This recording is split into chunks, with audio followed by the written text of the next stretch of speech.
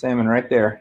Oh, Good evening, everyone. Welcome to Rotor Talk Live, Season 3, Episode 34, Mavic Air 2 updates and 10K subscriber celebration. Want to welcome all my very distinguished guests.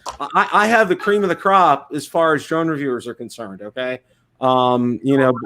Billy was unable to make it here, but, I have the number one behind me back here, Valerie, okay?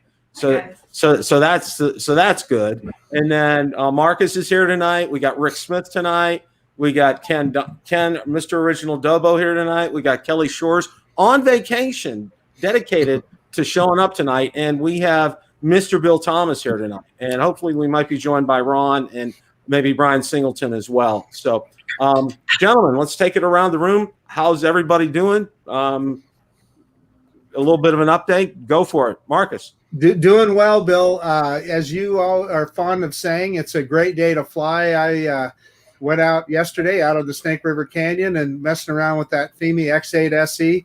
Burned through a couple of batteries out there with took my wife with me. We had a great time. Awesome. Rick, how are you? Doing well. We just had that tropical storm roll through Jersey, so I've been out of power for the last 6 days. We finally came back up last night, and I got a ton of footage to edit. I know Dobo and you guys beat me with the Mavic Air 2 update, but I'll have the DJI Fly update up tonight, and I'll have that one up tomorrow. So I'll be curious about your thoughts. Awesome. Kelly, how are things for you? I always wait to go last on those updates, and then I can just watch you guys' videos, take notes, and regurgitate what you say. So that's my plan. No, so I did something super awesome today. So cool. I flew my first bando. You guys know what a bando is? It's yes. Abandoned building, so I flew an abandoned putt putt golf course today. Oh wow! Seriously, it is a putt putt golf course that has a full size, a giant replica of a freighter. It has a replica of the Thousand Island Bridge that goes across from the U.S. to Canada. It has a replica of this big tower that's over on the Canadian side. It was awesome, and nobody was there. I plowed through that thing. It was a little windy, and I actually lost signal a couple times. I had to go searching for my drone, but I'm going to make a video about that using the DJI digital FPV system, which if any of you guys have not had a chance to try it, you've got to try it. It's so amazing. Awesome. Mr. Bill Thomas, how are you this evening? I'm doing pretty good. I just want to say congratulations, Bill, on 10,000 subscribers. Good job. Glad that you've gotten there and keep going. And today happens to be my birthday. I turned 55 today. Well, a very happy birthday. It's kind of cool. You're a that's the reason I have this. My wife got this for me. Oh, that's your birthday present. Wow. Yes. You are a very blessed man, I'll tell you that. Yeah, but other than that, just the same stuff. I did update the firmware on my Mavic Air 2, so I'm sure I will jump in with that discussion in a little bit. And as usual, we still do the show on Wednesday nights, Drone Therapy, with the present crew that we got. This week we're going to do Drone Therapy Recommends. So it's going to be kind of an off-the-wall thing. I'm actually going to recommend food this week. So just to show that we're not just drone heads all the time. Ken, how are you doing, my friend? I'm good. I guess God struck me down for making fun of Kelly's internet. My internet literally went out after I started razzing him about it. Dude, look at my angel glow. You really I know you're messing with my internet, man. That was too weird. I literally made fun of his internet and then bam, my internet went out. So random. Well, tonight we're I'm gonna start out with this. I want to thank all of you for your mentoring, help, assistance through these past couple of years. You guys have all been awesome. Your advice has always been spot on. And first of all, a huge thank you to all of you. And then to all the subscribers. I mean, and you guys absolutely rock. And that's the reason that you see all of us here. It's the reason we do this. I know Ken's in it for the beer, but and maybe me occasionally, but you know, we're here because and Kelly too, and you know, we're here because we like doing what we're doing. Okay, you know, we're getting probably considering, you know, most of us, you know, it's nothing to write home about the money that we get. I don't do it for the money. I do it because I like flying drones and I like helping you guys out. And your responses back are always fantastic. And I know everyone on this panel feels the same way. So with that said, okay, now we're going to have a giveaway, and I want to get this announced before we go on much further. Now, it's going to be super easy, all right? And I want to give everybody a chance to enter, okay? So that means, you know, people are going to watch the stream after we're done tonight. So in order to do that, I'm going to make it real simple. You can just comment, put a comment in the comments section, okay? And we're going to choose everybody from the comments section. Now, it's even going to be applied to international. I'm going to do that as well. And now here's the list of prizes, okay? And actually, I got them here to show everybody. So is it any comment? Any comment at all? Any comment at all, okay? All right. Now this is prize number 1, and I know Kelly knows this one. I've got one of those. I've got one of those at my office. Except it's white. He's got the white one, okay? Yep. And I know Ron and Marcus have one of these. Oh yeah. Okay. So that's actually a funny thing too, Bill. So we have a studio at our office where we shoot a lot of videos. Your mug has been in a lot of like corporate videos over time. It just happened to be the one sitting there and somebody's sipping on it while they're, you know, delivering a speech to their company. So awesome. You can use a lot. Well, we're gonna have there's gonna be 2 of these here. So that's the first prize. Now, if you could reach behind you, give me the T-shirt. Do you want me to model it? And Valerie will model the well, yeah. Okay. The second is going to like a nightshirt on her. It looks very big. Yeah, it is very big. Me. So that's going to be number 2. And what size is this, honey? Well, that's not. Well, no, that's. I'm going to order. I'm going to order. Oh, Round boy, extra large. We'll get that in a second. I will say, in my experience, because I give out a lot of T-shirts, that the drone community tends to like the XL and above sizes. Yeah, that's what we're going to go with. Is that because we tend to be that size, or no? No. I think they just like sleeping in the shirts. You know, a lot of Yeah. people. It's because our wives like to use them as sleep shirts. Yeah. Right. Yeah. Now the grand prize is going to be a T-shirt and a cotton polo shirt. Okay. Nice. And I highly recommend, if you guys ever want to get good shirts at a great price, is through Vistaprint, of all places, the company that does the business cards. Okay, this shirt is so insanely priced, it's not funny, and you can, the logo is sewn on. It's not an applique; it's completely sewn on here. And what I paid for it is absolutely insanely like ridiculous. Embroidered, stitched kind of thing. Yeah, it's embroidered stitch. I mean, you think it's solid. I've also got to give a quick shout out to Rick Smith, because I have one of your hats. I don't know if you know this, but my most popular video ever, which has almost 2 million views, I was wearing your hat in that video. Did you know that? Kelly, thank you so much. Now, you probably don't remember this, but when I first met you at one of the DJI shows, you handed me a T-shirt. Like that first time I met you, we shook hands, you handed me a T-shirt, and I'd never worn it, and I'll tell you why. You flattered me. It was like a small. I don't know what you were thinking. Oh goodness! It's like a bandana. I can't wear it, but I will make that right. I'll email you, because I wear your hat all the time, and I have to say I really like the Drone Valley hat. It's a good quality. It's like Bill was saying, it's embroidered, which I like that better. Well, thanks a lot. Oh, that is yeah, and I have that Drone Valley hat is here as well. But you know what? One of the hats that I've gotten recently, let me see if I can find it. Hang on here. Now, not too many people have one of these. The Idaho quadcopter hat. Okay. Wow. Okay. Nice. From Marcus. All right. This is the real deal.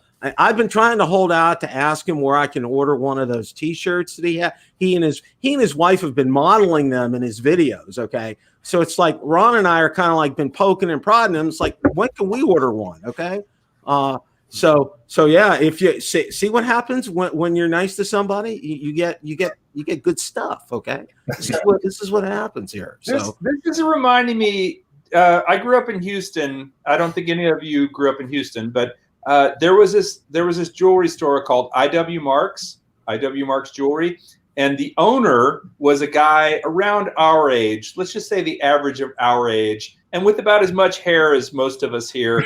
He would wear the jewelry, and it would be a close up, and then the camera would zoom out, and he would say, "If IW Marks Jewelry can make me look good, it can certainly make you look good." That's how I feel about the gear you guys put out, right? Is if it can make me look good, it'll certainly make you look good. Well, it's like That's like a weird turn. more popular videos. I was wearing my Ready Set Drone shirt.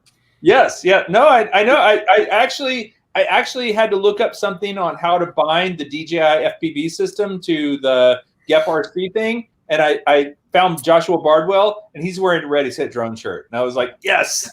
Well, I know Ken. I think last week on his show, he was wearing his flight crew shirt. Nice. No, Yeah. Ken represents. I appreciate that.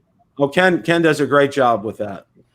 Well, one of the things we're going to talk about first tonight, and I don't want to spend an inordinate amount of time, but I do want to talk about it because it seems to be the hot topic right now, is the Mavic Air 2 firmware update. Okay. Congratulations. My lovely assistant is abandoning us here. Bye, So, Valerie. Everybody. Good night, Valerie. Good night. and what I'm going to do is I'm just going to go through a brief rundown of what's been done on the update, and then we'll spend some time. I'm going to go over the panel, and I know Ken's already put out a great video about it, and I want to get all your thoughts about this here. So let me go ahead and bring this up.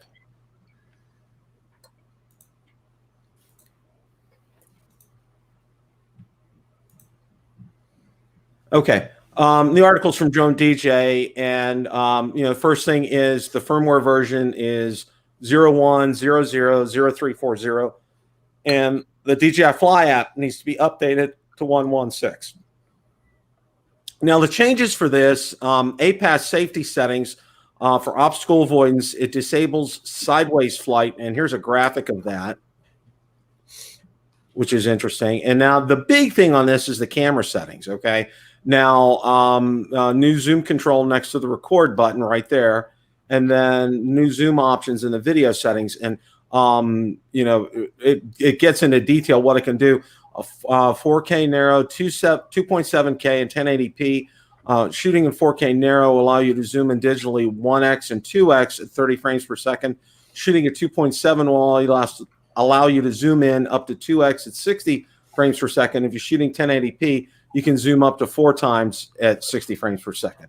That's pretty much the nuts and bolts of this. I wanted to go around the room and get your thoughts on this and see what you guys think. Marcus, go for it. Well, of course, it's exciting, right? I mean, anytime that they add features for us, it'll be interesting. Now, I've messed around with that active track quite a bit, so it's going to be interesting to be able to tell it not to move sideways. That way, you're not going to worry about it going sideways into a tree or something like that. And then that zoom is just going to be phenomenal. I can't wait to mess around with it. I'm charging 3 batteries right now. Hopefully, get out tomorrow and try that out. But as you said earlier, Bill, does that make my Mavic 2 zoom obsolete? Right? And one more thought, DJI, I need you to get that smart controller working with the Fly app so that we can use that with the. Amen. You just robbed me of my. Anyway, so that's my 2 bits. Rick, what are your thoughts? Yeah, I've been playing with it for about a week now, and it's, I'll tell you, it's impressive. It really is. And I love the fact that these platforms are extensible, where they release them. It's almost like buying a car, and you come out in the driveway the next morning and you get twice the gas mileage, right? Because they've done an update overnight. So I love the fact that they're constantly pushing the envelope. I think, and I'll let the other guys comment on this as well, but I think what drove them to this sort of zoom, which is fantastic, by the way, because it's a digital zoom. And I was talking to him last night, asking him about, there's some magic going on inside that quad with processing, because when you normally digitally zoom, you get tons of pixelization in there. And that 4X at 1080p 60 frames is rock solid. It looks like an optical zoom to me. It is that good. So I asked them, is there kind of artificial intelligence going on? How are you blending those pixels to get that quality of zoom? They wouldn't answer. They were just laughing. But there's some magic in there. But what you've got essentially is a Mavic Air 2 zoom, which is amazing, to be honest with you. The other things that you're going to probably talk about that are impressive, the hyperlapse, the waypoints, the tab list that you can create now for those waypoints and what you can do. They bundled a whole lot of stuff inside there. So I'm very impressed with the update in general. And again, it's free. It wasn't like a $30 upgrade, right? It's just firmware that's pushed to the quad. So yeah, it's a lot of bang here. I mean, really, and I think they're DJI, as I've always said, is always forward thinking. Okay, they don't go backwards; they always go forwards. And with something like this, I mean, and think about this, and then I'll let Kelly comment. But for $799 for that drone, and what you get with it, I mean, you got to scratch your head twice to think about buying another DJI consumer drone, really. So, Kelly, what are your thoughts? So I'm not as in tune with the update as you guys are, but I'll give you my general thoughts on the Mavic Air 2, and that is I brought it up here with me. I'm on the St. Lawrence River. We are on an island out in the water. There are freighters going by, and every time I see a freighter going by, and we have visibility probably about 9 miles one direction and 3 miles another direction, so I can see freighters coming from a long way off. I fly my Mavic Air 2 out there to chase the freighter. That's been my kind of sport for the last 2 weeks, and it's awesome. I mean, it's fantastic. I flew this morning. There was a freighter. It was very calm this morning. It's pretty windy and a little blustery at the moment, but this morning it was really calm. I flew out there. I know from the reading on my remote control, 4,000 feet away, which I'm not going to, try to figure out how many miles that is or whatever. And it was rock solid at 4,000 feet, where I was basically circling this freighter as it was going through the channel. I guess, I don't know if I had a firmware update. When did this firmware update come out, and is it one that's forced? Let me ask you guys that. Is it, in other words, it's not forced. Okay, No, it's not forced. A couple days back.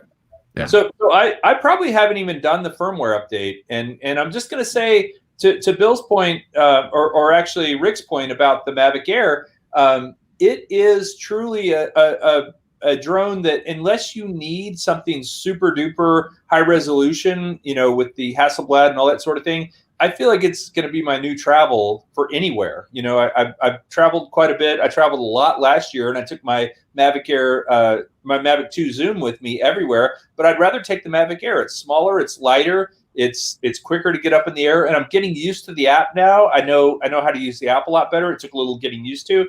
Mm-hmm. So I'm a big fan of it. For just and I'm not putting out anything on these trips that is paid for by a client. This is all stuff I'm doing for YouTube or doing for myself or for my family. So I feel like they've got a very, very strong drone here. And quite honestly, I have not flown my Mavic Mini once since I got the Mavic Air 2.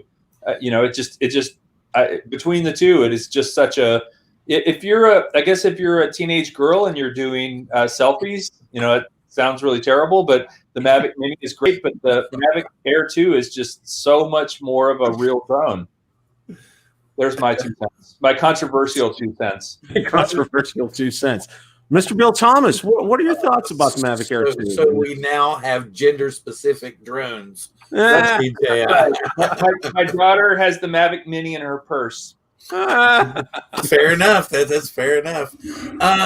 I guess what I'm very impressed with it. I was totally stunned. I was kind of chuckling. I noticed that that Philly was saying in the chat that it was due to the 48 megapixel sensor, and I thought that was kind of cute. But they were explaining about, isn't it how it's split into fours, and that's where they get that 48 megapixel from? It's a quad bear. Yep. Yeah. Okay. So and then Sean from Geeks Vana made the comment of who let Philly in. So I wasn't that I was chuckling at you, Kelly. I thought that was cute, and I was laughing at that, and I was like, well, Kelly's talking, and I don't want to seem like I'm chuckling at something Kelly's saying. You can laugh at me all you like. I guess the biggest thing that I'm curious about, are we getting all these, update after update, app update after update? Because we're definitely not going to see the Mavic 3 this year, so they're dumping everything into the Mavic Air 2. And that's what they really want to push to get everybody to buy from now till, the beginning of the year. Well, it could be, Bill. That's a good point because with the pandemic and everything, I don't want to say people's spending habits have changed, but a lot of people are out of work right now. A lot of people can't afford to have disposable income to be able to buy a drone. But be that as it may, DJI is out to make money. And, if they do it through this marketing, if this is a marketing thing with them, I think it's great. I mean, I really do. Ken, what are your thoughts? I mean, you've had it out. You put out a great video from it yesterday. What do you think? I mean, there's a lot of value in the drone. I mean, I've destroyed 3 of them now, so I mean, there's a lot of value in it. I do like the fact that they let you turn off the ability to hit the sticks left to right, because in talking to DJI, they claimed that I smacked into a building when I wrecked it this most recent time, which it could be. I mean, I didn't see the building, but neither did the drone. But I digress. So I like that. That's good for new pilots. I mean, there is a lot of value in this drone. And there's also, I think the biggest thing you got to remember with something like this is there's probably a lot of margin. I see what the margins are being a reseller of them. So I know how much we make on them. I can only imagine how much DJI has invested in their production of them. So it's probably very profitable for them to import those to the United States and sell them. And that's probably a lot of reason why we're seeing these Zoom features, because the Zoom is on back order. If you try to order one from DJI's website, you're going to get a message that states you have an extenuated period of time to wait for that product to come in. It's also 2 years old, which again, can't see any reason why you would spend $13.49 more than it was when we were at the DJI event in New York, when it was like what, $1,200, and now it's $13.49. It's sort of silly to go up in the price, but obviously tariffs and everything on products like that have increased, so I think it's great. I think this new update's great. I really didn't see a lot of degradation in the Zoom, in testing it and zooming. I mean, it's definitely a handy tool. You get that really nice parallax effect when you're orbiting around objects like a building or something. So I think for a lot of people, it's going to be more than enough. But end of the day, we're all critical assholes of footage anyways. So we're going to complain about something anyways. So hey, Bill, it is what it is. Let me pose a question to the panel real quick, because Dobo made me think of something. There's 2 things. The first one has to do with the Mavic 3.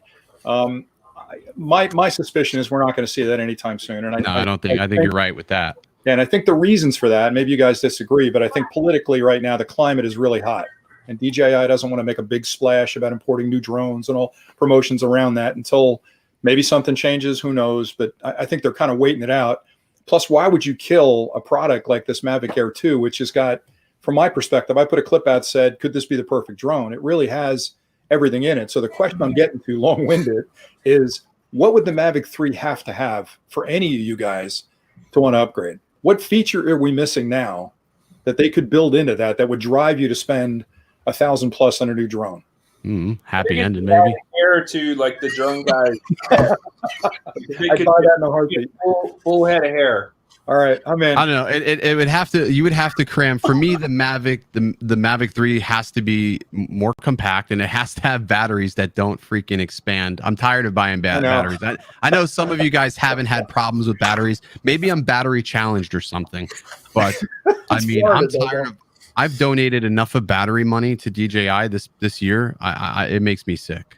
Yeah, it was like when Ken and I went flying by the Skyway Bridge here, he landed and he was getting ready to change his battery. I said, take a look. And he looks down at it and I'm like, that's not fitting. And it's just like, it won't click. And I'm like, oh God, I'm lucky I didn't lose that in the water that day. I'm just tired. I don't know. Like I was about to rage quit the Mavic 2 Pro today because again, trying to unlock with the smart controller near a small Class D airport, it wasn't having it. And I battled with it for like 30 minutes. So that drives me nuts. But I don't have that issue, funny enough, with the Fly app. I think the Fly app is like the fastest unlock I've ever seen for GeoZones. Like you get approval so quick through it. I don't get it. I think it's more forgiving too, Dobo. I think it's more forgiving than it is. I go for as far as the zones. The 4 is insane. Does have to do with heat and humidity being in Florida? I don't know, because like I've talked to some people, they don't have an issue, but then like other people do. I mean, I store the batteries at roughly about 60 to 70%. Now I fly like literally every day for clients. So, I mean, that could have a little bit more to do with it, but I don't like, and I also rotate. I have like 7 batteries that I'm rotating right now. So then I have some batteries I haven't even touched. So, I had some problems with the Mavic Pro originally, swelling, but I've never had a Mavic 2. I've had the Mavic 2 Zoom and the Mavic 2 Pro, and I've never had a problem since the Mavic Pro with battery swelling. I think it's just like maybe individual, like there could be some bad batteries in a batch, I would imagine. And I'm sure, my luck, that's what happened. Hey Dobo, are you charging those batteries on the run? You're not using like an inverter in your car, are you? No. I don't charge them in the car. It's funny you mentioned that, Rick. I've actually lately, I've just been when I'm shooting and then like if I have to take my bag off and I don't bring any gear into customers' houses anymore, I actually leave my car running with the AC on just so it's not like sweltering hot when I put gear in there, because there's other batteries like camera batteries. I've had a couple of camera batteries split from the heat. I mean, yesterday heat index was 105, so. Yeah, I was just going to say a lot of those inverters, some of them I should say, don't have a pure sine wave, and that'll drive some of the charging circuits nuts. So you can cause damage to them that way. But you seem to go through a lot of batteries, man. I think it's the Florida thing. I'm with Kelly. It very well could be. I'm not entirely ruling that out, but I've also had people like in New York. I mean, one guy lost his quad in the Hudson, just completely lost voltage and went down. So I mean, they're definitely. They gotta like sort of think about what they're doing with the battery tech. It's got to get better. That's what I want to see.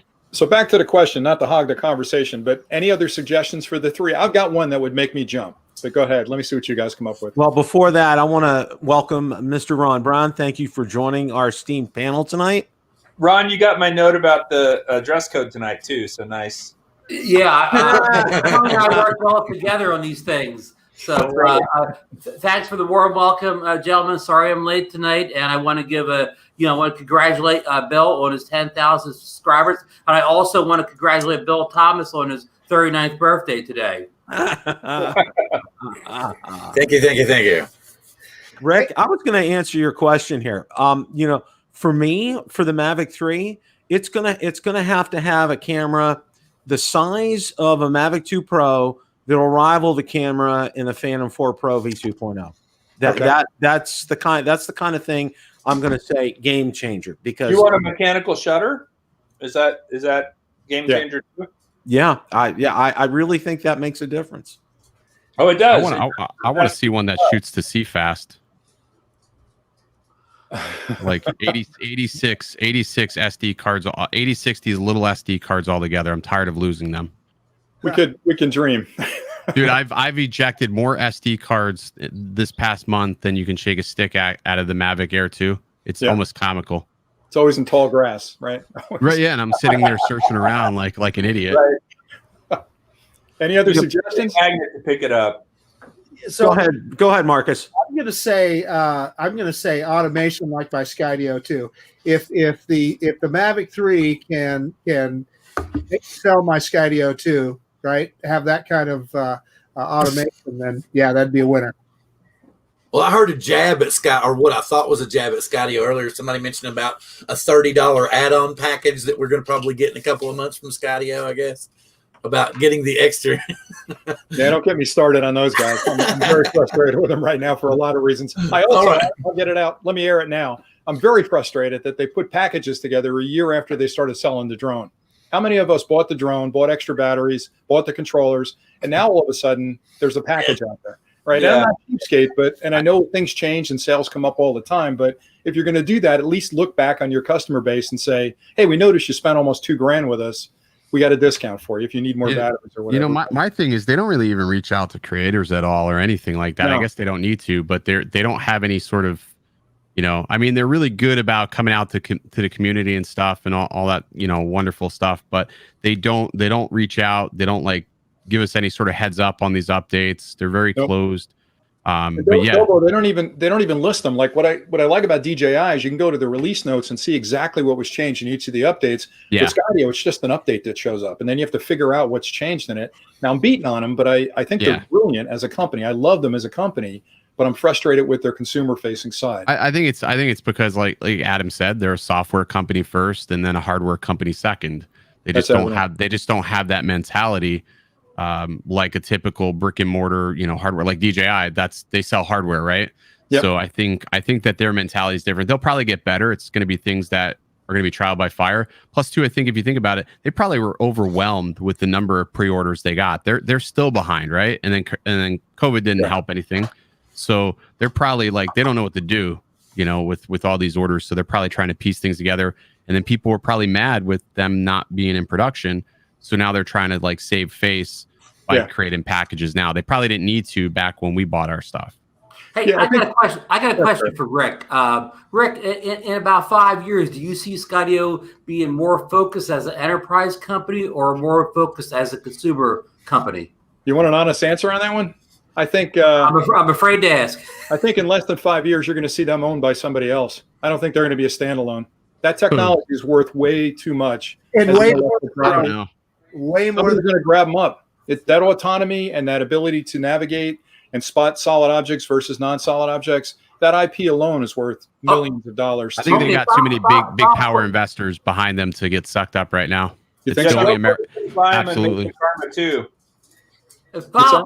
Follow-up question for Rick. Will they be acquired by another drone company or will they be acquired by a company that's not a drone company as at the present? I did a clip on this, not to promote the channel, but I did a clip about 4 months ago. And I went through all the companies I thought would gobble them up. I think there's 3 places they'll end up. Somebody like DJI is going to write a big check, take over the autonomy and own it. And that's one of the things I'd like to see in the Mavic 3 is better autonomous flight and avoiding obstacles, but still stay on track. Or it's going to be a car company, either Google, Uber, somebody that's building self-driving cars that are already doing neural networks and artificial intelligence, all the things that are in there. They're going to buy it, and that's going to be it. And they're going to own the IP for it. The third could be government. I mean, they're moving into the commercial space.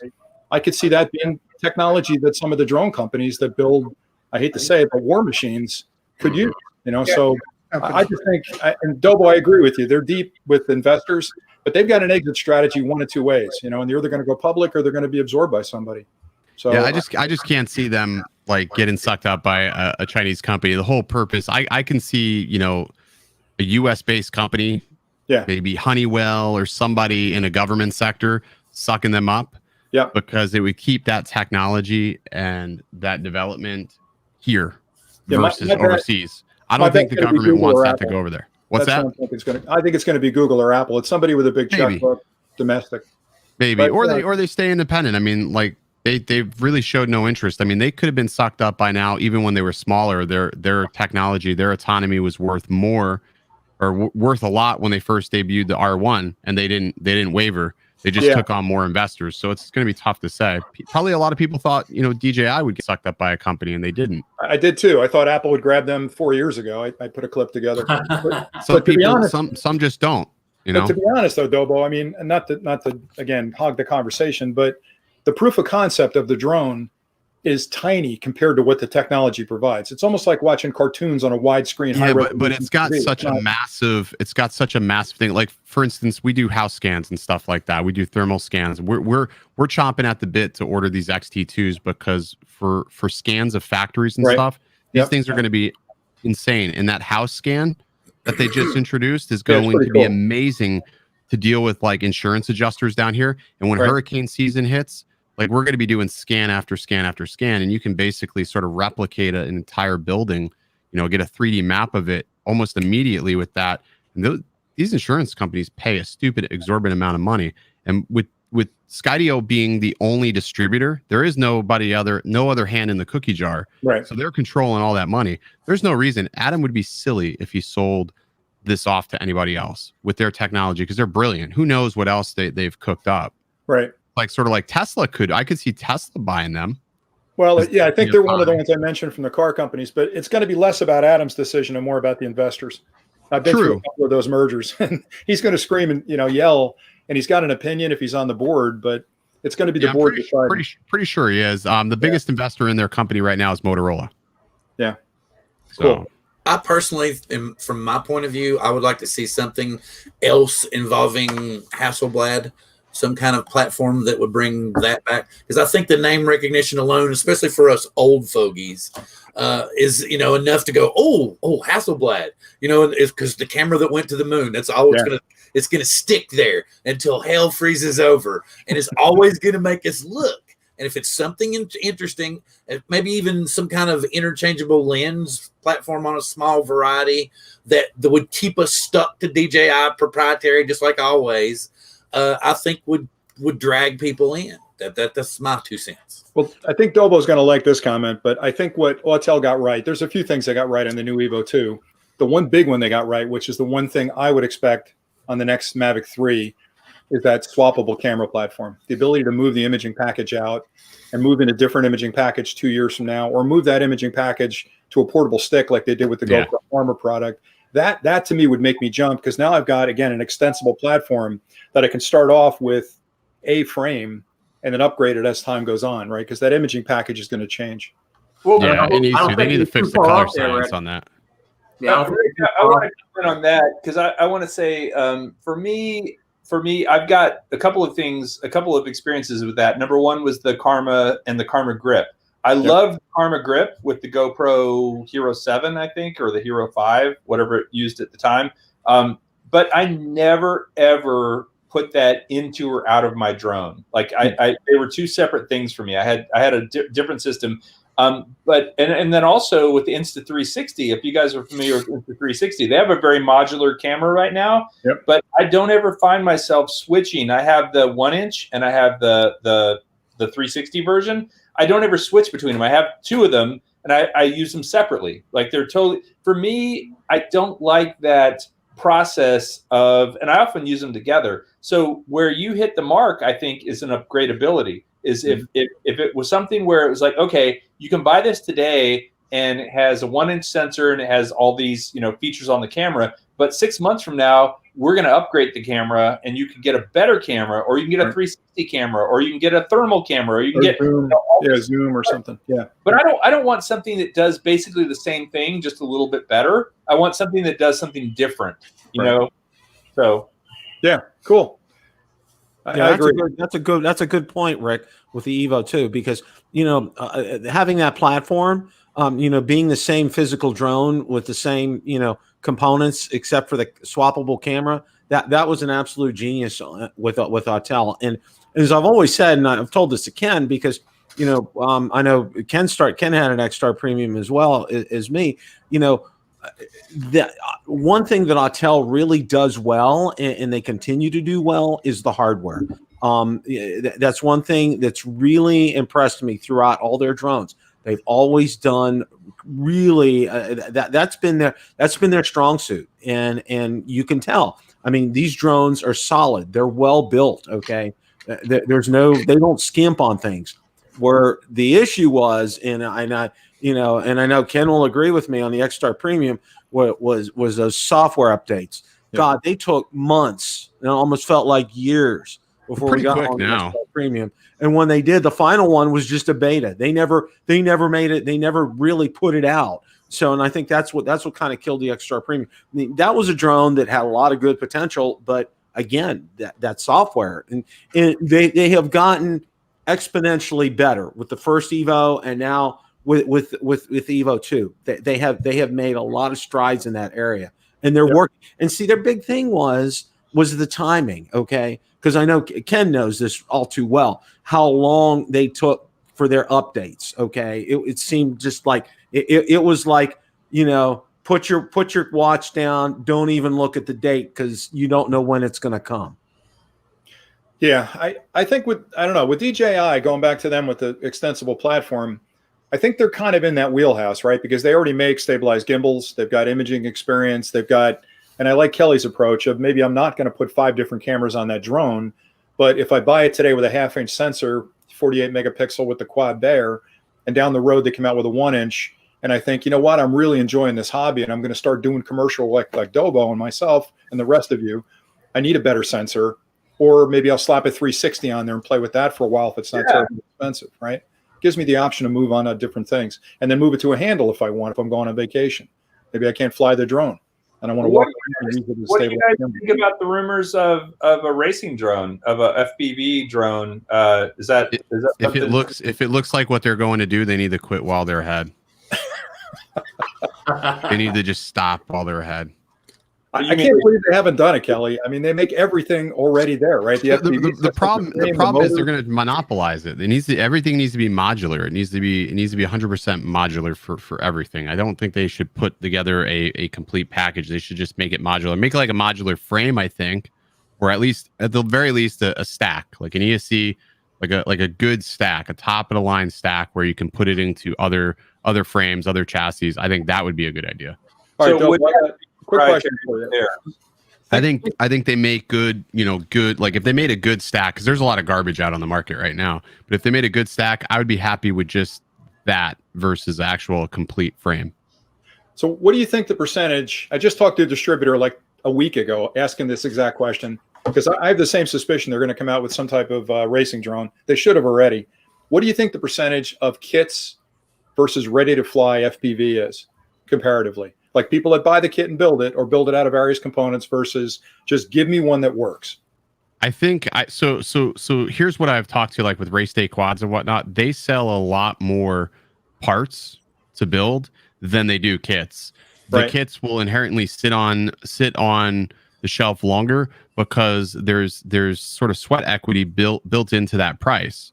Like it's $460, and then if you priced everything out individually, there's about $100 worth of savings in some of these quads. Now there's certain ones I've seen where it's like, all right, well, that's going to be a pain in the neck to build. It's just better off paying for a pre-built than it is, a kit or whatever. So we'll have to see. It's got to be competitive. I don't doubt for a second that building it gives you the ultimate customization, right? So you can make it anything you want, the right ESC, the right motors, the right controller. But when you first started flying FPV, I know what I did. I didn't start with a kit. I started with a ready to fly. What was your first FPV? I literally called up one of my buddies and I was like, let's build one. Okay.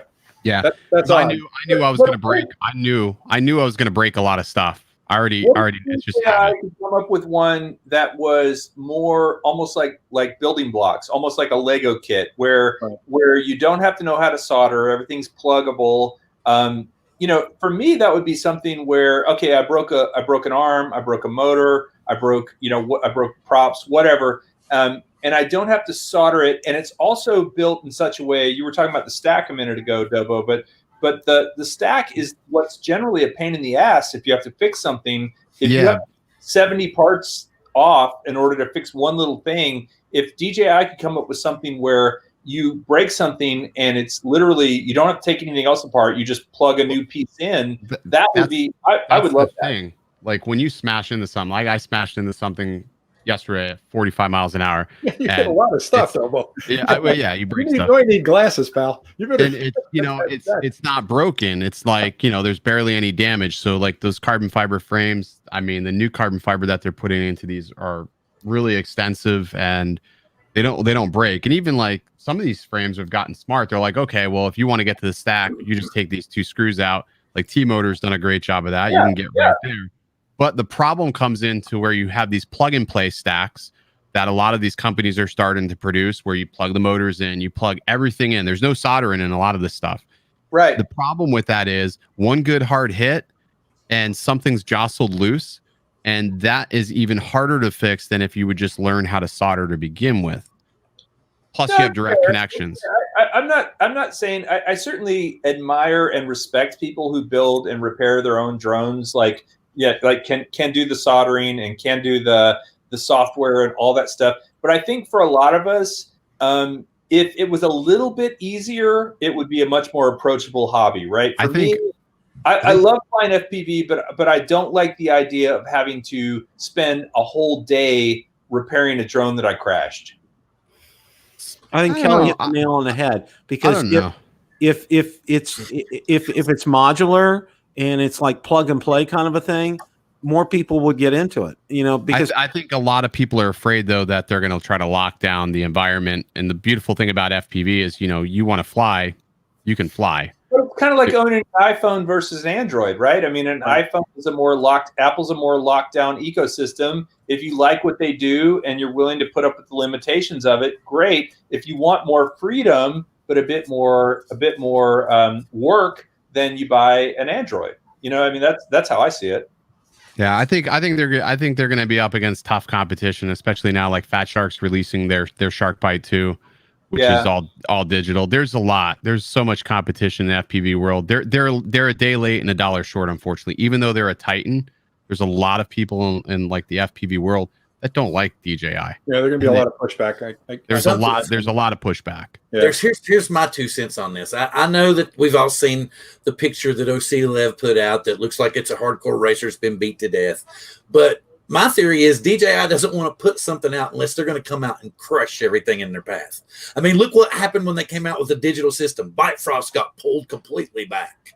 I mean, it was just wiped out. It was like, oh, nope, Bifrost no more, because they couldn't touch it. So what's the one class that's kind of on the edge of racing and just an introductory level to FPV? The Cinewoop class. The Cinewoop class, and they could come in with a killer system with all kinds of they could probably even put GPS on the thing, and make it a bells and whistles FPV to give training wheels. Even more training wheels than we've got up to now. It has GPS, it has acro, it has ADI mode, 3 different modes. Yep. Yeah.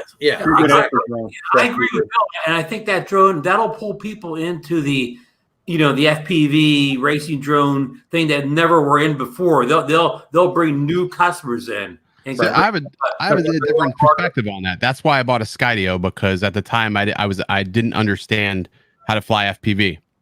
I didn't understand, right? So I bought the Skydio because I'm like, I'm going to be able to get these amazing shots, and I'm going to be able to get really close Johnny FPV style shots.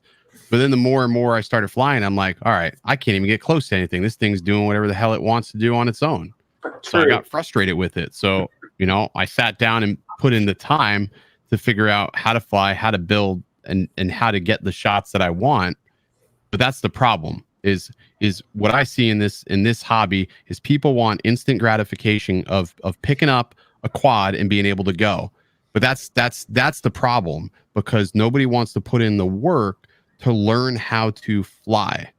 Because if you just get up and go, that's the most dangerous thing, because you don't respect anything about what you're doing, and it can become very, very dangerous very quickly, especially with some of these things reaching up to 100 miles an hour.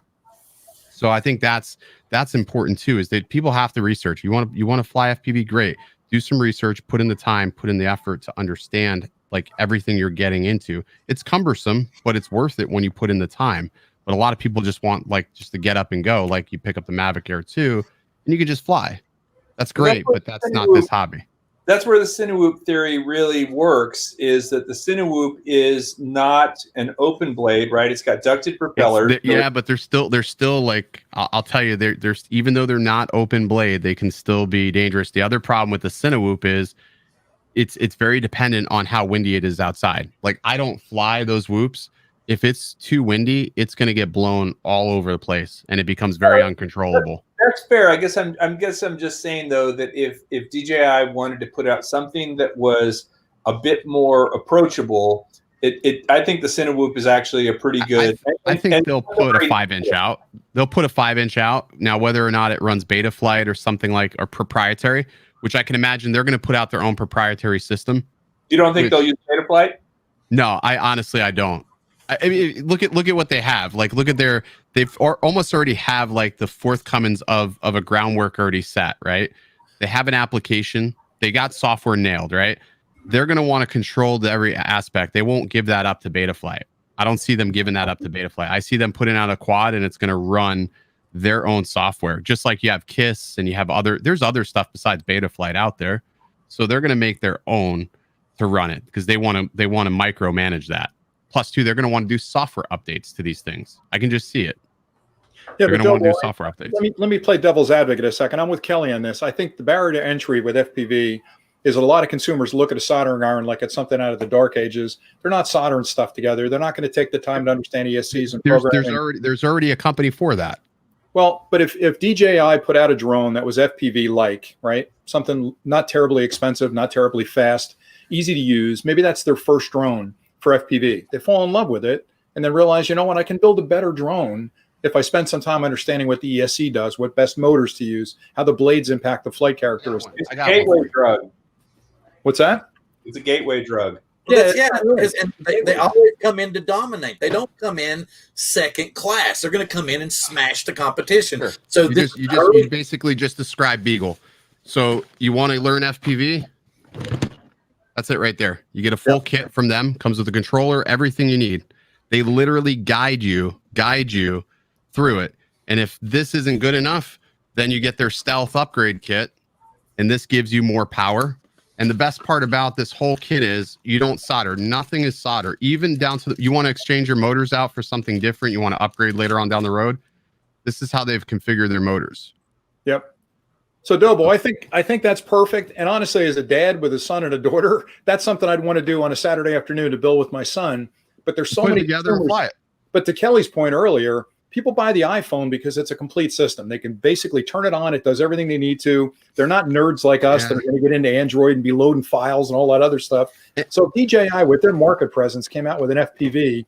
How many people bought that Mavic Mini as their gateway drone? Yeah, but that's the thing with a gateway like that. The Mavic Mini, if I crash into somebody or hit somebody with the Mavic Mini, I'm probably not going to hurt them. Because the Mini, even hitting the top speed of 35 miles an hour, hitting somebody like, I don't know, my daughter, I didn't hit her, but I'm just saying, if I did hit her, there's no method to it. It's not going to probably hurt too terribly bad. Yeah. You know they're going to edit that out, right, Bill? They're going to steal that audio. They're going to have a clip of Dobo hitting his daughter. That's going to be on the channel. I get it, Dobo. I'm just trying to poke you a little bit. I agree with you. I think it's a separate class of flying. I know there's a lot of prestige over there. There's a lot of pride in that space. I think once upon a time, I would want to take the easy way out with it. Like I would want the easy way out. But I think, now like after meeting some of these people in the high, like you sort of respect like what they've learned. I don't know. It's hard to explain. No, they hit camera drones. I know. If the goal for DJI is to make money, there are definitely there's aspirations and there's a sort of standard, and I agree. I mean, I've met a lot of the FPV pilots that are fantastic, and I admire them a lot, and I follow them on all their social channels and comment and all that sort of thing. But ultimately, if DJI wants to make money and they can open FPV to a larger audience, they're going to do it. That's what I think is they're going to make it in such a way that somebody who doesn't want to do all that stuff, whether you think it's right or not, they're going to open it up and let them do that. They're going to let them. I think they'll just control it. They'll have I think that we'll see geofencing and things like that on those quads. Like that's what I truly think that there's no geofencing on anything that I'm currently using with the digital FPV system. That doesn't control anything. You're only using it as a VTX. Right. No, you're right. But y'all are talking about this. I can even see the Flymore kit. You've got the goggles, you've got the controller, you've got the Cinewhoop drone. It's all right there together. I mean, I can see the package deal already. And here's how they're going to give it to you. And I agree with Bill. And okay, this is a question for the panel. If this DJI Cinewhoop FPV drone does come out in the fall, will this be a success for DJI or will it be another RoboMaster? It probably will be a success because they're creative with their marketing. Look who they've teamed with. They team with Rotor Riot. They team with all the major players except for like one or two. So I mean, they've obviously done their marketing strategy. I mean, it's going to be a hit for them. You think we'll see iJustine flying an FPV? God, I hope not. One of the things I wanted to get to before we wrap things up tonight is, and everybody always told me, I need to expand my horizons. So, some of you know that I've been recently a Fimi X8 SE 2020 aficionado and have been flying that. Well, I did actually come upon a serious issue with it. And what the issue is there's this intermittent loss of signal in specific zones in areas. And it's one of these ones that defies any kind of explanation, because when I would go out straight out from where my house is and come back, I had no issues at all. It was when I would go diagonally down the other end of the lake, the large end of the lake, and it's right around past right at 1,000 feet. I get a return to home will pop up on the screen. Then it will absolutely go blank. Okay. I don't have anything on there. Then the next thing I know, the drone's turned around and I'm on my way back home. I contacted Fimi support today and they had me email them that, listen to this, this kind of threw me for a loop for a minute, but then I figured out why. They wanted to see the bottom screws on the drone to make sure that I didn't tamper with it. Really? Yeah, which I thought was real interesting. They wanted the build date on it, which was built in May. They wanted 6-sided pictures of it, and then it's called the help me out here, Marcus. The black box file. Yes, the files, which are there, which it's the logs from the drone. So I sent all that information off to them. Actually, Fimi's kind of impressed me as far as another drone company is concerned, because they've actually been responsive. Because I know in my dealings with Hubson, it was like, and Ron and Marcus will testify this, it's like, and probably Bill too, it's like pulling teeth, okay, to get a response back from them. They just don't, it's just, you could take days to wait to get an email back. So, this is kind of in play right now. And one of the things that I've heard on my Facebook group is a lot of the guys were telling me a gentleman had the same exact thing happen to him. He sent the drone back. They sent him one that was made in July. He doesn't have that problem anymore. So, and then the other one was they had an update to add GLONASS onto the firmware.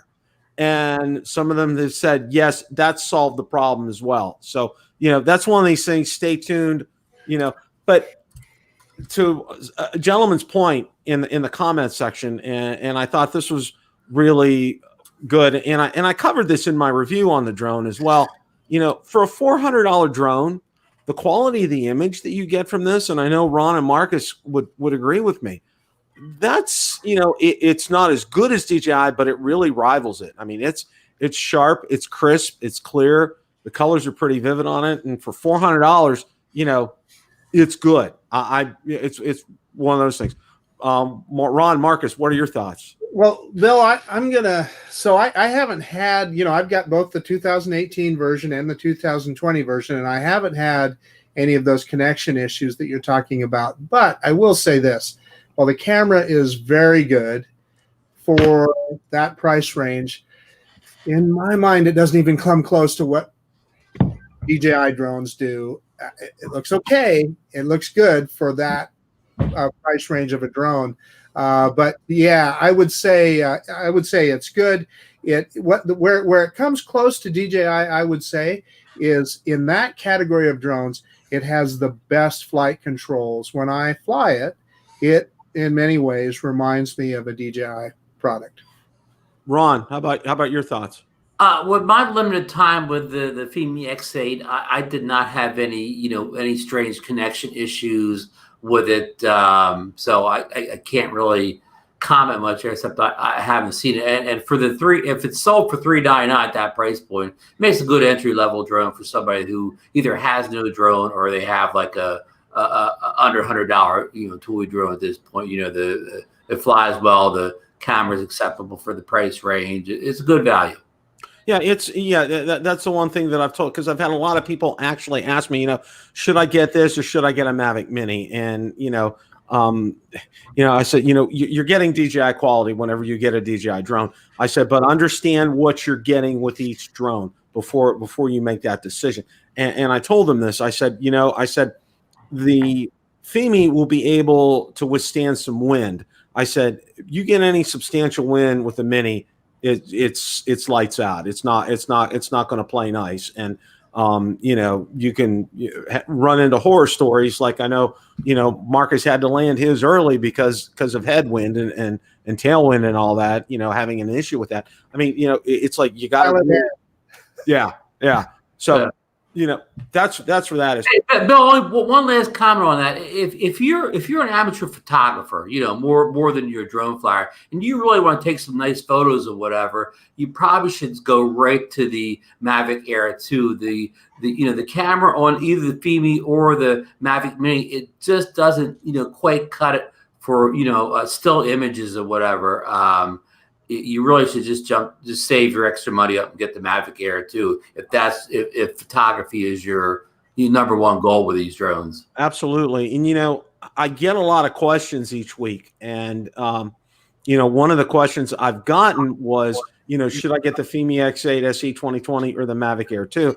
And I'll say this, the first question I ask, what are you going to use the drone for? Okay. Are you going to use it as a hobbyist, or are you going to be semi-professional, professional with it? How are you going to use that? And depending upon how they answer is what I go by. And, and I always ask, what's your budget? I mean, because I'll tell you what, to spend that extra $400, you're getting an almost like $1,500 drone from DJI, which, I mean, we all know, that thing has, it's just insane what DJI has done with that drone. I mean, that's bottom line for me. So Bill, I actually heard that China is spying on the United States through the Fimi product. Is that true? It could be. I wouldn't doubt it, Rick, because they're talking about in one of the updates adding geofencing to it now, too. I'm just poking you. I'm just having everybody's all up in arms now because one of the latest things is they're talking about geofencing, and the Fimi doesn't have it. Okay. Yeah. But a lot of people, they're talking about it and they're just going nuts right now. And I'm like, guys, Bill, to your point, the best value in drones today is the Mavic Air 2, period, end of report. Now, it's not the cheapest by far, but I don't know how you could make an argument that any other drone is a better value than the Mavic Air 2. I agree. I totally agree. Yep. Absolutely. Especially with the latest round of updates. Yep. Well, yeah. One of the things that I wanted to do before we wrap things up here is I wanted to share a couple of things here. See if I got this. Okay. Now, this couple was married on this day in August of 1954. Those are my parents. Today would have been their 66th wedding anniversary. So happy wedding anniversary to them in heaven. And I have to say this: I was very blessed to have them as parents. They were great. Just can't say enough about them. Now, one of the other things that I wanted to close with is this, and I have to find it here. So hang on just a second. Okay. Life is short. Life is precious. Many of you may have seen this who follow me on Facebook. This is a classmate of mine from high school, twin brothers. One of the nicest people you'd ever want to meet on the face of this earth. I've never heard him utter a bad word about anybody. He was always available to help others with homework. His dad was a pediatrician in the community I grew up in. And this is what Ron decided to do and dedicated his life to this. A week ago Saturday, he's an avid bicyclist. He was hit, and this past week he passed away. Just as a reminder to us all that each and every day is precious. And, it's like, when I've been posting in my groups because there's been a lot of infighting in the groups for one reason or another. Mr. Rogers said 3 things in life to be successful: be kind, be kind, be kind. And that's what Ron was. He was kind to everybody. Just incredible accolades on a page that was set up for him. This one really hit home with me because I knew Ron pretty well. So, you know, it's just a reminder to us all, you know, life is a very precious gift, and to live it to the fullest each day, and, you know, mend your fences. If you got something going on with somebody, you know, kind of get it taken care of here. So, well, that's all I wanted to do on that score tonight. And, you know, I want to go around the room again, and all you gentlemen, I want you to send me your addresses, because I have something to send all of you for being on this exceptional panel tonight. Marcus, closing thoughts, and then we'll take it around the room here. One big, huge closing thought, Bill. Congratulations, my friend, on 10,000 subs. That's a lot of work. All of us in here know how much work it takes to do that. And yeah, congratulations, my friend. Thank you. Rick. Yep, Bill, congratulations. I should have said that at the top of the hour, but it is a big deal. And I know 1,000's tough. 10,000 is a little easier. And past 10,000 is going to be even easier for you if you just keep putting out the great content you're creating. And the last thing I'll say is try and get 2 more guys the next time you cross 20,000, because we're almost at the Brady Bunch, Rick, here at this point. Pretty cool. And I think that makes Dobo Cindy, I think. I don't know. Rick's really starting shit tonight. Has he drunk a beer with you on the show yet? Who, Rick? He had wine. He had Pinot Grigio. I had 3 glasses of wine. Yeah, I was pretty loose. You watch Housewives of New York? Never mind. Sorry, nobody's went the rounds that Kelly's went, though. Kelly, you have any final thoughts? Yeah, you know, kind of building on what you said a minute ago, Bill, is that we have something really special with this group. You know, it's a group that I appreciate being able to hop on with you guys. I feel like I'm talking to old friends, and I kind of am, but ultimately we all have a very positive and a very supportive approach to what we're doing. I don't feel like this is a backstabbing or catty kind of group, and I appreciate that. And I think someday, you know, I've often thought about this, is like, will I stop doing YouTube at some point? Yeah, probably at some point. And I'm going to look back on this very fondly with great memories of hanging out with all you guys online. So thank you. And just like Bill said, there's no dress rehearsal. This is life. Live it and be happy and enjoy the moment. You know, it's not a destination. It's a journey. Absolutely. Mr. Thomas. Mine was more comical because Kelly gave me this flash, being like 93 years old, hollering to the wife, "Honey, where are my teeth? I'm going live in 5." Right. so I can see us doing that, like when we're 96, 97, except with like a little, you know, heads up mode or something. Are those? And I'm very grateful for you having me on tonight, Bill. I had a good time, and congratulations again on your 10,000 subscribers. Thank you, Bill. Appreciate that. Ken. Yes. Oh yeah. Congratulations. I'm glad I maintained sobriety for 90% of the show. I only had 1 beer, and I can't believe you've been doing this show for as long as you have. It's been what, 3 years? 3 years, damn cool.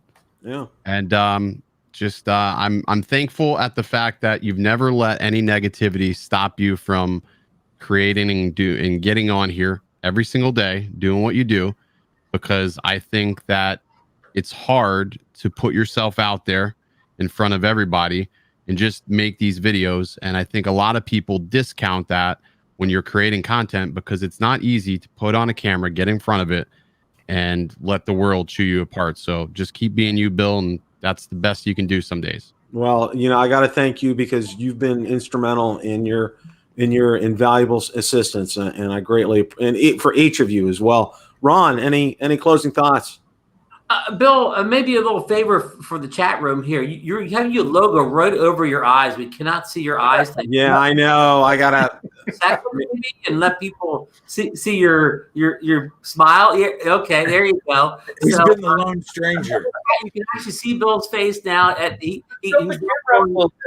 tonight. Yeah, I said it once, but I'll say it again. Congrats for 10,000. I know you put in a lot of hard work. I've been, with you for most of that 3 years, either in the chat or on screen. So I'm honored to be, a part of, what you've done. And I was honored to be part of, when you and I and Bill Thomas, did almost a year of great shows. That was a great experience also. And all these gentlemen here, Marcus, who I do a show with, is, he's such a good, a co-host and friend, and Rick Smith, who's helped me answer a lot of questions, always been supportive of me, sends me, I don't have your cup here, but I just use your coffee mug this morning, and Kelly, who I met at Spin Up, who's again, always been, helpful and, inspires me to do better things and be more like him. And maybe Kelly, maybe when YouTube disappears,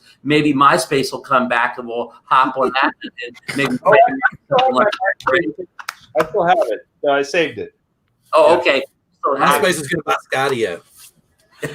That's awesome. I love that. So, well, and Ken also, Ken's also been a big inspiration to me. I've loved the work he's done. I mean, he kind of does it like nobody else does out there, and I really appreciate that. And so I want to thank the whole panel, and thanks for being on here. I'm going to quit talking because I'm going on too long. I'm like at the Academy Awards here. Good night, everyone. The chat. Thanks for joining the conference. Thank you so much, Ron. Well, my closing thoughts for each and every one of you. Want to thank Ron and Marcus. You guys have been instrumental in helping me. Appreciate all your invaluable assistance and being on the show at times. And for your show, you guys do yeoman's work with the middle level segment of drones. You really cover drones, the affordable drones, and you do fantastic work. You guys take deep dives into these things. You don't leave any stone unturned. You let and you know what? And like Ken said, you let them see your blemishes. And I know that's one thing I like about Marcus. He puts everything in there, and it makes it real. It makes it authentic. Rick, your knowledge is just incredible, and your enthusiasm. But even with your knowledge, and I think what's even greater is your enthusiasm. You're like a 13-year-old on Christmas morning, in your videos, and that's what I love about you. You never lose that enthusiasm, no matter what, and that is, I think, what makes you so successful on top of your technical abilities. Kelly, your passion for this is just unparalleled. You have always taken a deep dive into things, and your emotional level. You're always even keel all the time, even when things aren't going well. You're even keel, and you deliver quality content day in and day out, and that's why you've been rewarded with as many people that subscribe to your channel as they do. And Bill, you have been so dedicated to this hobby, and your show is just absolutely fantastic. Anybody that needs to find out and learn about drones needs to watch Coast to Coast Drones Drone Therapy. Bill puts on a great show each and every week. Ron's on there, so it's absolutely good. Okay. And his other panelists that he has on there as well too. They do an exceptional job. Ken, can't say enough about him. He absolutely nails it on his videos. And you get what you see with Ken. Okay. He doesn't sugarcoat things. He hits you square on. He's going to tell you the good, bad, and the ugly about this product, whether it's a drone, a camera, lens, accessory, whatever. And he does that. He has a great show on Wednesday nights at 9:00. Definitely need to check him out as well. And Ron, you've been kind of hanging around me since the beginning, and you saw one of my most unique moments ever in live when police officers were walking behind the screen with me when I got squatted that time. So that was a night to remember for sure. And thank God that was a one and done. So we're definitely not gonna repeat that. So all in all, thank you guys so much. And a reminder to everybody, make sure you comment, and we're gonna pick, Valerie and I are gonna pick the winners. I'm gonna do a random thing generator that picks them in the comments. So, and you will have 48 hours to get back to me. Email me your name and address, and I will get you your giveaway gift. So with all that being said, thank you guys so much. Thank the panel so much. And I hope everybody has a great rest of your evening. And as always, it's a great day to fly. Take care.